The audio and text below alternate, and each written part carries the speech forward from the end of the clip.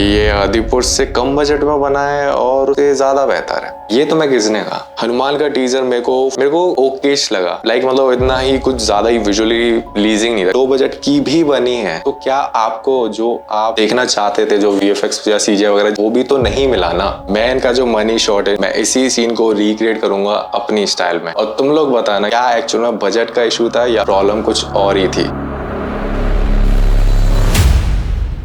हनुमान के teaser trailer को आए हुए करीबन 1 महीना हो चुका है और ये ऑडियंस को बहुत ज्यादा पसंद आ रहा है। क्यों?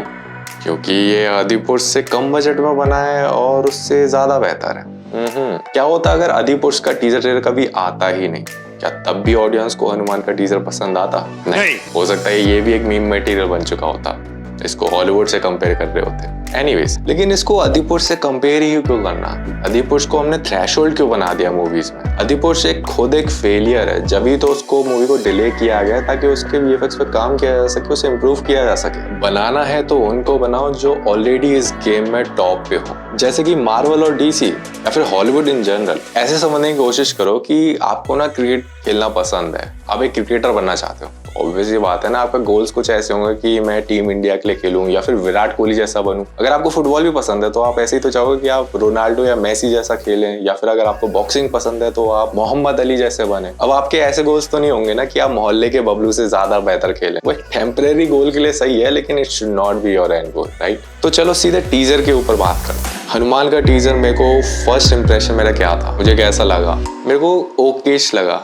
इतना ही कुछ ज्यादा ही विजुअली प्लीजिंग नहीं था, क्योंकि मेरी एक्सपेक्टेशन बहुत ज्यादा थी जब इसका पहली बार अनाउंसमेंट हुआ था हनुमान का, जो कि मेरे को इस टीजर से नहीं मिला देखने को। इस टीजर में अराउंड 9 सीजीआई शॉट्स हैं, जिसमें से सिर्फ मेरे को 3 ही बेटर लगे, बाकी सारे अनफिनिश लगे। अब वो 3 शॉट बेटर क्यों है? Because of some obvious reason, और उसी को हम डिस्कस करते हैं। जो हमारा पहला शॉट है, जो कि हमारा ओपनिंग शॉट है, द हुक शॉट, क्योंकि ओपनिंग शॉट ही ऑडियंस के पूरे नजरिए को बदल सकता है कि वो टीजर को किस तरीके से देखें, इसलिए वो हमेशा बेटर होना चाहिए, जो कि है। वो फुल सीजी इन्वायरमेंट है, काफी डिसेंट सी लाइटिंग है, काफी डिसेंट सा रेंडर है। क्या वो रियलिस्टिक है? क्या फोटो रियलिस्टिक है? नहीं, क्योंकि वो एक फैंटेसी वर्ल्ड को दर्शाता है, तो ऑब्वियस सी बात है वो फोटो रियलिस्टिक बोलना मुश्किल होगा। कोई बात नहीं, फिर बात करते हैं फिर मिड शॉट की, जो हमारा सेकंड बेस्ट शॉट है, जिसमें जो हमारा प्रोटैगनिस्ट है उसकी हमें बैक दिख रही है, उसके सामने से एक हेलीकॉप्टर होता हुआ आता है। वो वैसे तो देखा जाए कि बहुत ही सही आइडिया है, वो बहुत ही बढ़िया सोचा गया, लेकिन एग्जीक्यूट वो कुछ खास हुआ नहीं है because of the same cinematography.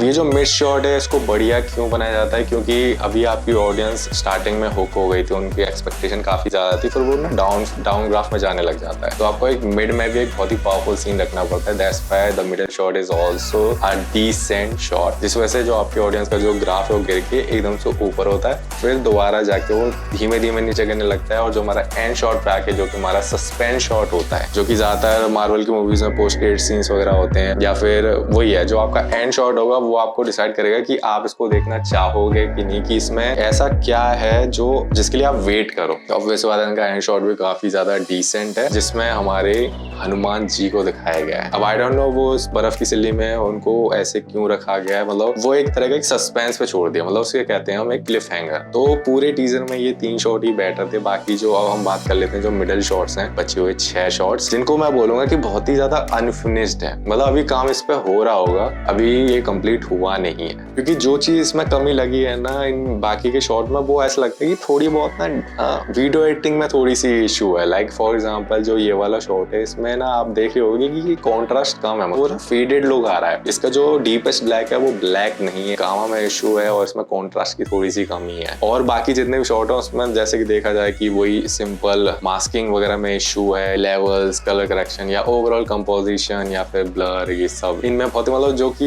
Video editing की बेसिक चीजें होती है ना, उनमें थोड़ा बहुत मेरे को इशू लगा है। और पता है, ये जो बेसिक वीडियो एडिटिंग स्किल्स होती है, इसके लिए तो मैं कोई बहुत ही ज्यादा ताबड़तोड़ वीएफएक्स या सीजीआई की नॉलेज की जरूरत नहीं होती है, ये हर कोई सीख सकता है, तुम भी सीख सकते हो। अब वीडियो एडिटिंग हम सीखे कहाँ से? तुम यूडेमी ट्राई कर सकते हो, ऑनलाइन लर्निंग प्लेटफॉर्म है जहाँ पे बहुत सारे कोर्सेज तुमको मिल सकते हैं, from simple video editing to advance film making as well. इस प्लेटफॉर्म पे काफी सारे इंस्ट्रक्टर है जिन्होंने अपनी नॉलेज शेयर कर रखी है कोर्सेज की फॉर्म में। ये इंस्ट्रक्टर भी खुद भी काफी ज्यादा एक्सपीरियंस हैं, जैसे कि लोए और फिल एबिनर, इन लोगों ने अपनी वीडियो एडिटिंग के कोर्सेज वगैरह डाल रखे हैं। इन लोगों ने अपने कोर्सेज में ऐसे सिखाया है ताकि आप उसको इमीडिएटली यूज कर पाओ। जैसे कि अगर मैं सिंपल वीडियो एडिटिंग की बात करूं, सिंपल वीएफएक्स की बात करूं, तो तुम्हें आफ्टर इफेक्ट्स सीखना चाहिए। और एक कोर्स मैं तुम्हें रिकमेंड करता हूं फ्रॉम लोई।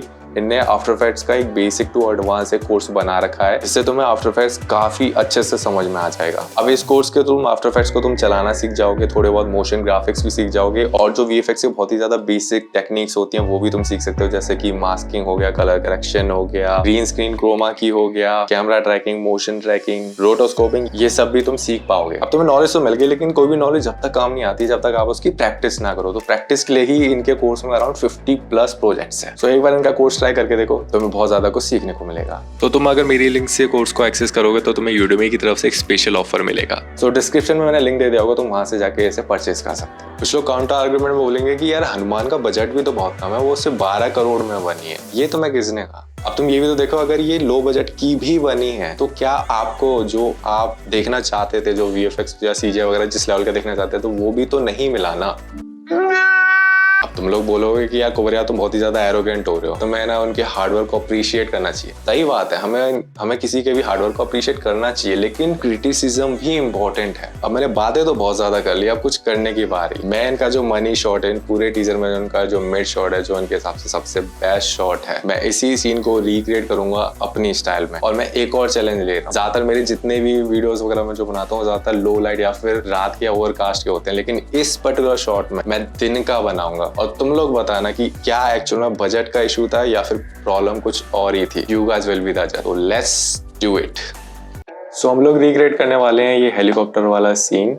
इसका आइडिया तो बहुत ही ज्यादा बेहतरीन है कि एक हेलीकॉप्टर सामने से आ रहा है, लेकिन इसका एग्जीक्यूशन कुछ खास मेरे को लगा नहीं। लाइक फॉर एग्जांपल अगर हम इसकी लाइटिंग की पोजीशन की बात करें, ये पीछे से आ रही है फ्रॉम लेफ्ट साइड, जो कि थोड़ा सा ऑफ है, थोड़ी 7 o'clock से आ रही है, लेकिन मेरे हिसाब से ये फ्रंट से 60 डिग्री मतलब अराउंड 2 o'clock से आनी चाहिए, तो ये थोड़ी ज्यादा अच्छी लगती, थोड़ा सिनेमैटिक फील होता। और जो ओवरऑल कंपोजिशन है उसमें से हमारा कैरेक्टर है और एक हेलीकॉप्टर दिख रहा है, मेरे थोड़ा सा एम्प्टी शॉट सा भी लगता है। और जो कैमरा की प्लेसमेंट है वो भी बहुत ही ज्यादा क्लोजअप है, थोड़ी सी पीछे से होनी चाहिए थी। सो अब इसको हमें फिक्स कैसे करना है। तो इसको फिक्स करने के लिए पहली चीज तो मैंने ये करी, मैंने ये एनवायरनमेंट को रिक्रिएट किया ब्लेंडर के थ्रू, और इसमें जितने भी एलिमेंट्स वगैरह जैसे कि हो गया जमीन, हो गई पहाड़, हो गया स्काई, हो गया, ये सब मैंने क्विक्सेल्स और स्केच फैब के थ्रू मैंने निकाल दिया था। हेलीकॉप्टर वगैरह मैं स्केच फैब से निकाला। फिर मैंने सोचा कि एक हेलीकॉप्टर काफी नहीं होगा, इस सीन को थोड़ा सा भरने की कोशिश करते हैं, तो उसके लिए मैंने 2 हेलीकॉप्टर और डाल दिया, ताकि सिचुएशन मैं थोड़ी एम्फेस कर पाऊंगी, थोड़ी और ज्यादा पावरफुल लगे कि लाइक 3 हेलीकॉप्टर्स है, मतलब कुछ कियोस होने वाला है। और एक और भी चीज थी, जो मेरी लाइटिंग पोजीशन है, ऑब्वियस बात है, वो मैंने ब्रॉड डे लाइट की कर रखी है, और मेरा जो लाइटिंग पोजीशन है वो है अराउंड मेरे सामने से 60 डिग्री पे, मतलब मेरे फ्रंट से 60 डिग्री, जिससे मेरे पे एक रिम लाइट वगैरह आएगी, जो कि थोड़ी ज्यादा कूल लगेगी और सिनेमैटिक लगेगी। और इस सीन को शूट करने के लिए मैंने अपने बड़े भाई की मदद ली थी, क्योंकि मेरे को इसमें अपने कपड़े को हिलाना था। उसके लिए अपन ने एक एयर ब्लोअर का यूज किया है, और इसको हमने 3 पार्ट में शूट किया है, क्योंकि वो एयर ब्लोअर छोटा है, तो हम पूरी बॉडी के मतलब बाल भी हिलने चाहिए, और ये मेरी जैकेट भी हिलनी चाहिए, और मेरे जो पजामा हिलना चाहिए, उस हिसाब से वो बहुत ज्यादा छोटा था, मेरे पे बड़े पंखे नहीं थे। तो मैंने क्या किया है, इसको ना 3 भाग में शूट किया, एक जिसमें मैंने अपने बालों को हिलाया, दूसरे में मेरी जो जैकेट है, और तीसरे में मेरा जो पजामा है। और इन तीनों को मैंने कंपोजिट कर दिया आफ्टर इफेक्ट्स में, जिससे मेरे को ये रिजल्ट मिला है, जिससे मेरी पूरी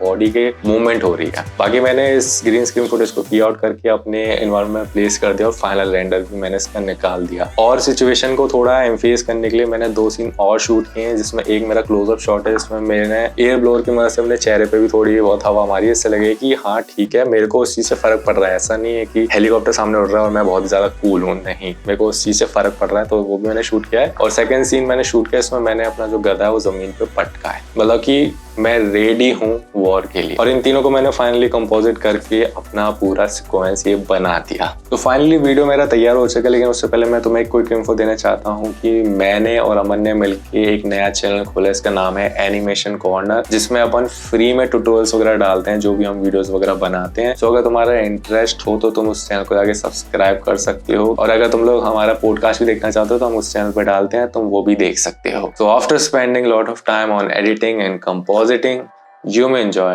the final review.